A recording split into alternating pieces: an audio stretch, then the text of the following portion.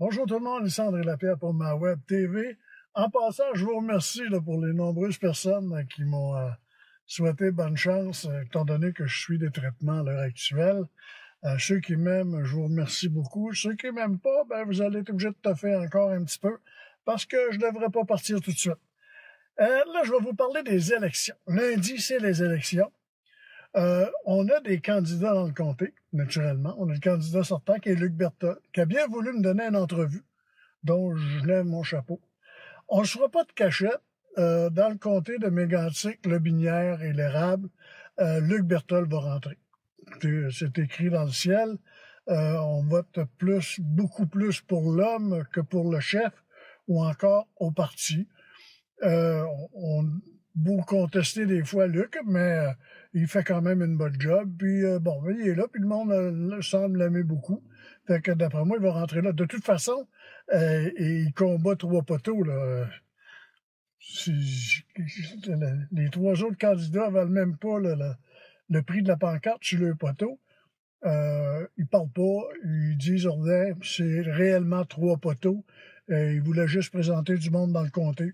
C'était tout simplement ça. Si on parle des libéraux, ben là, on a appris, on est vendredi, on a appris que Mark Carney avait menti aux journalistes en disant que Trump n'avait jamais parlé du 51e État lors de son année.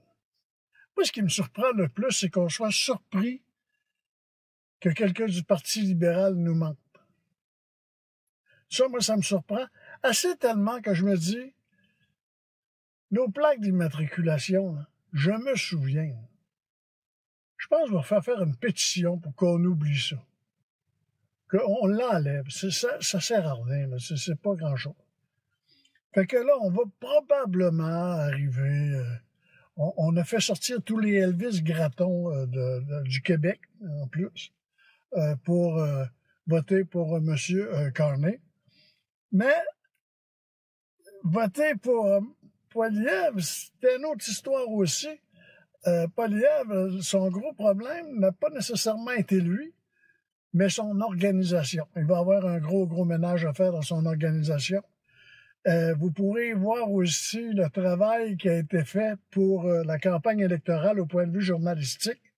On s'est entendu que c'était pas fort, là. Hein? Ouf! On n'a rien appris. Absolument rien.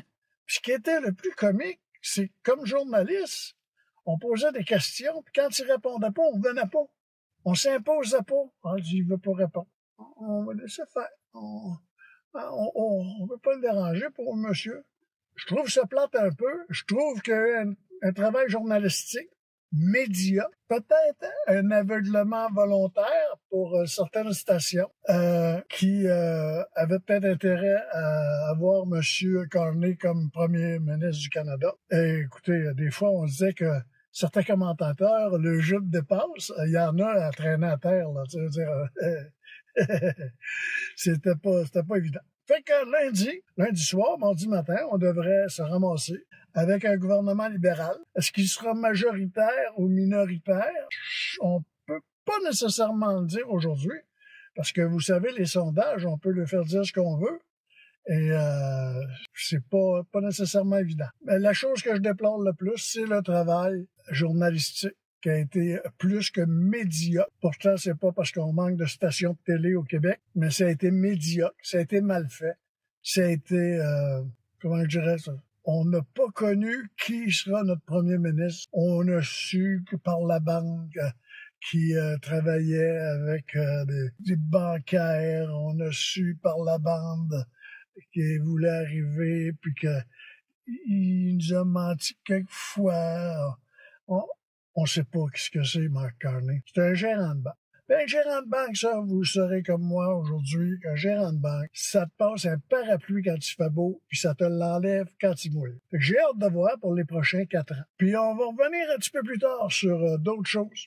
Mais je fais ici avec le gouvernement du Québec. On va voir ce qui va se passer. Fait que là-dessus, ben, je vous dis merci encore pour les bons mots. Et mardi, mercredi, on va voir qui sera notre premier ministre du Canada.